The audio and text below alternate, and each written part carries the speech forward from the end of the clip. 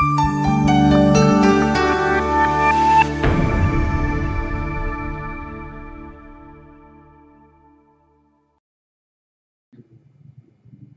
the home screen, in order to open up a secure query, you can access it through clicking Reports here at the bottom left or Reports at the top. In this case, we're going to go at the bottom left and then expand Training and then click on Secure Query, a single click. And we're going to create a new custom query that's going to group the anniversary date of the original hire date for the employee with their supervisor. So we'll click on New and give this a new title. So we will say Supervisor Original Hire Date List. You can make this private or public. If it's private, only the user who created the query can see this unless you click the share button to share it with another user. And if you make it public, any user in Sage HRMS can access the query. So for right now, I'm going to keep this private and click OK. You'll notice you have two steps here. We're going to select demographics and HR status, which is going to allow us to select the fields within these different areas of Sage HRMS. You can also select additional information when it's applicable. For now, we'll just leave that at none. There is an advanced button that can make all employee master table fields available for the query. You can select that. That's completely fine. It will just bring more information over for you to select. You can click OK and click OK.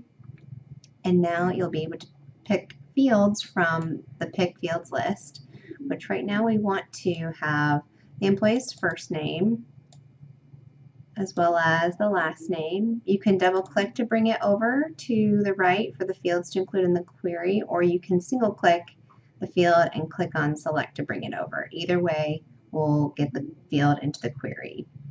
We're also going to add the employee ID,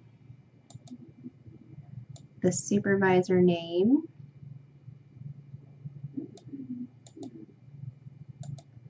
as well as the original hire date. And say I wanted to have supervisor name be the first column on my report, you can simply click and drag to move the fields within the list. Once you have all of your fields selected that you want to show up on your report or your query, we'll click OK.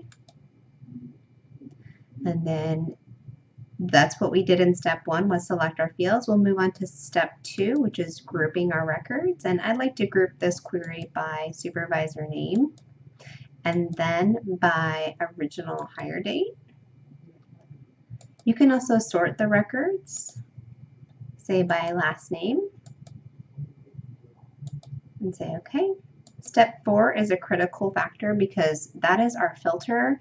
It's who do we want to actually look for to bring into the query, and we definitely want to have active employees and not termed employees. So we're going to set the record filter by looking for the employee status. So we can look at employee status code and click on step 2 to pick an operator, which is we're going to have the employee status exactly match, and it's going to bring over all available codes within Sage HRMS. And A stands for active, so we're going to keep A selected and click OK. So that's the only filter that we wanted to do for this query. We can also add an additional parameter by clicking Add, and you can change the connector between each line to say and or, so you can have different scenarios. For right now, we're just going to click on Done. And then step 5 is actually how we're going to review our results for the query, our output. So you can keep it on a report or text file. I typically select the Excel file because you can do more with it. And then you can rename your file name to be whatever you would like for it to say. So I'm just going to type in sample report. And you always, as best practice, want to view your data first just to make sure that that's exactly what you were looking for to come over. So when we view our data, it's going to show the list of everything that we selected. The supervisor name is being in the first column. And if you need to move that, you can always go back to the first step and change that.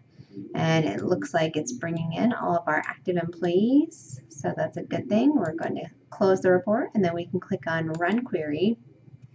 And it's going to be creating an Excel spreadsheet, and it says, do you want to view this file now? You can, or if you don't, this is where you will want to look for your report to pull it in the future. It's going to save to your C drive.